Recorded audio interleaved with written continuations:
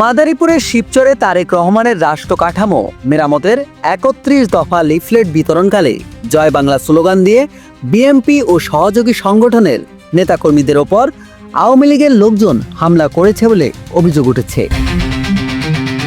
সোমবার ১১ আগস্ট রাত ৮টার দিকে জেলার শিবচরের চর মেশাইল এলাকার পৌর ভবন ২ এর কাছে এ হামলার ঘটনা ঘটে।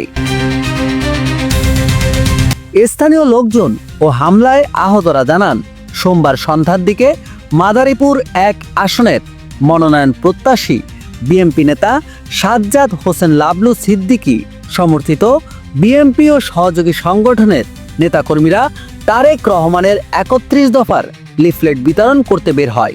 শিবচর পৌরসভার চর মেশাইল এলাকায় কাজীর দোকান নামক স্থানে লিফলেট বিতরণকালে শিবচর ইউনিয়ন পরিষদের চেয়ারম্যান আওয়ামী লীগ নেতা বাবুল ফকিরের ছেলে নিষিদ্ধ সংগঠন ছাত্রলীগের নেতা সুমন ফকিরের সাথে বিএনপি নেতাকর্মীদের কথা কাটাকাটি হয়। এক পর্যায়ে জয় বাংলা স্লোগান দিয়ে দেশীয় অস্ত্র নিয়ে লিফলেট বিতরণকারীদের ওপর হামলা চালায় স্থানীয় আওয়ামী লীগের নেতাকর্মীরা। এ সময় বেশ কয়েকটি মোটরসাইকেল ভাঙচুর করা হয়।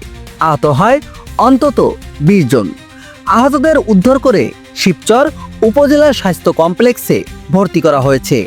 আশঙ্কাজনক অবস্থায় উন্নত চিকিৎসার জন্য ৪ জনকে ঢাকায় প্রেরণ করা হয়েছে। খবর পেয়ে শিবচর থানা পুলিশ গিয়ে পরিস্থিতি নিয়ন্ত্রণে আনে। নামুন নাকিব, বাঙালিওয়ালা নিউজ বাংলা, ঢাকা।